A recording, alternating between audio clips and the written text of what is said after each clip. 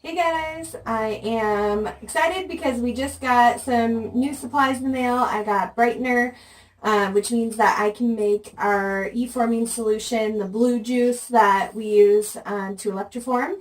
So I'm going to do that for you guys today. We're going to make a video and show you guys how we actually put the blue juice together, how we make that. We use a recipe that I found through a group on Facebook. It's an electroforming group and super helpful. I've used them tons of times when I have questions or something funky happens. And we've got a good recipe that we've used before. We've got our brightener that just came in the mail today. It's a Midas brightener. And then also I wanted to kind of talk about safety. I'm wearing my gloves. And then I also have eye protection. When we got the brightener, there was a lot of safety stuff here. It's like double, triple wrapped. So it's very important that you wear your eye protection, wear your gloves. Some people wear a mask. It really doesn't have a lot of fumes. We have a well-ventilated area, so I'm not going to wear a mask today. But, you know, whatever you feel comfortable doing, if you're going to make your own solution, just be sure and be safe. And then I'll show you kind of what the solution looks like, what we have. If you're unfamiliar, this is the blue juice here. And so this is what we use to make the jewelry. It goes into the tank, and that helps the copper to be conductive, and so we're able to plate, and that's the solution that everything kind of sits in. It's the foundation for the electroforming process. So we found out that you can buy the solution or you can make the solution yourself. The last time I needed solution, I didn't want to buy it. It's pretty expensive, so I ended up finding this recipe and making a batch before. This time I'm making the same batch, but I'm doing it a little bit differently. We're going to use a big giant jug here, and it all kind of starts off with distilled water, and the recipe calls for 1 gallon of distilled water. So I'm just going to grab the gallon, and I'm going to pour it into our container here, and that's kind of how we first get started.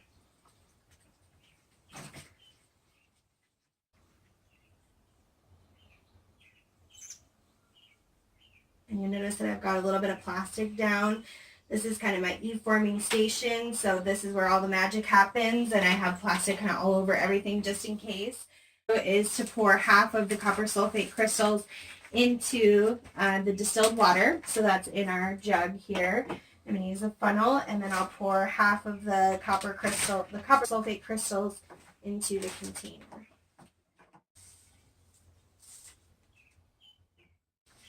We're just doing half. We pre-measured the copper sulfate crystals, so we know kind of what we need for the 1 gallon of distilled water.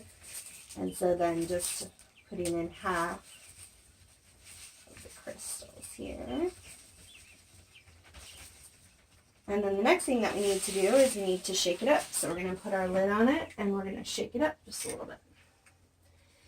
And basically what we want is we want the copper sulfate crystals to dissolve into the distilled water. And so it's not going to take a whole lot. We don't want to just shake it extremely vigorously, so we're just going to do just a little bit of shaking back and forth.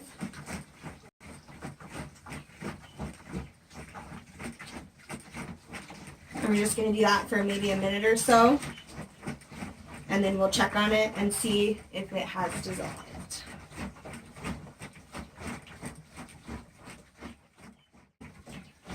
So that's been about a minute.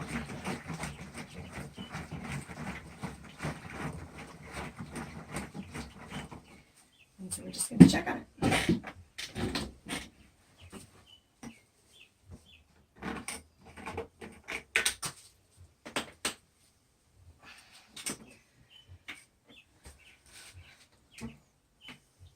So it looks pretty well dissolved. Kind of hard to tell in the red container, but if you kind of look inside of there. And then the next thing is just to go ahead and add the rest of the copper sulfate crystal.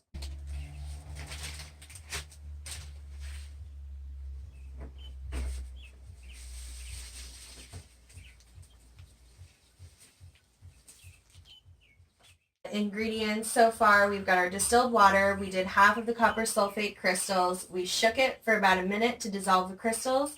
Then we poured the rest of the crystals in, and we shook it for another minute. And so now we're going to add the sulfuric acid. So this is where we have to really be careful. The chemical reaction with water and acid is that it will heat up the water.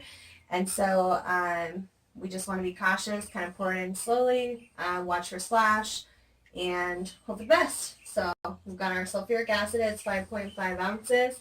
That's what goes, what the recipe calls for. And so we're just going to kind of pour it in and go from here.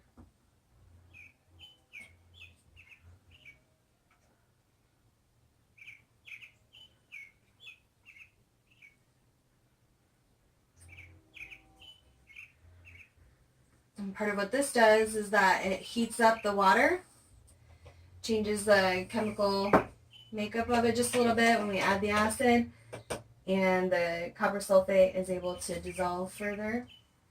And then I'm going to put this on. This gives it a little bit tighter seal. I just want to make sure that as we agitate it again that we don't spill. So I'm going to tighten this down.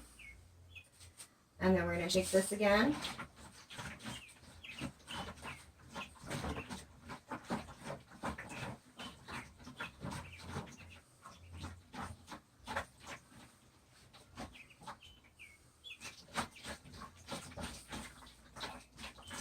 And once it's good and stirred, then we're going to add in the brightener, and that is the last and final step. So,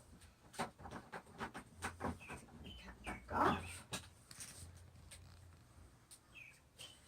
And then this is our brightener, and this is 2 ounces.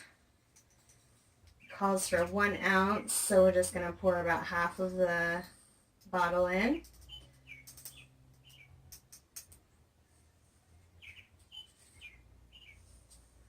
So we can kind of see, got a full bottle now. We're going to pour it down about halfway.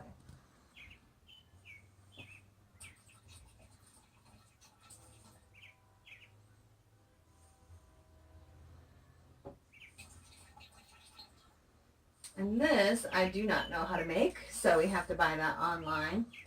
And so then it says to go ahead and shake it up a little bit more. Put our cap back on. We'll just mix it all together, make sure that everything is mixed nicely.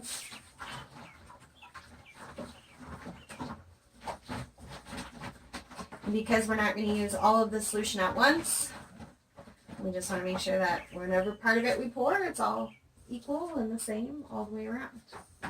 So then just to kind of show you guys, what I'll do is I'll pour this back into, I'll just pour some of it back into this container here because I know it's kind of hard to see.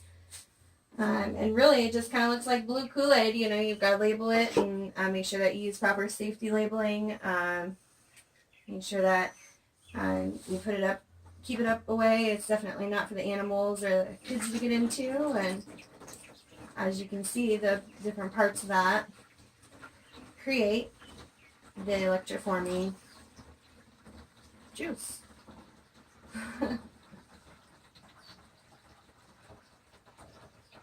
There it is.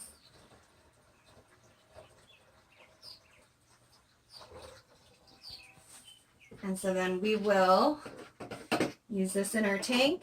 I've got to filter the solution that's in there now, and then we can add this as we go. So as evaporation happens and you need to replenish your tank, we can use this. You can also use distilled water, but just for consistency, I like to always add in the solution, so that way we keep the same properties and it always electroforms the same way every time. So that's how I do it. You can do it however you like, but there it is. Hallelujah, we've made our own electroforming solution.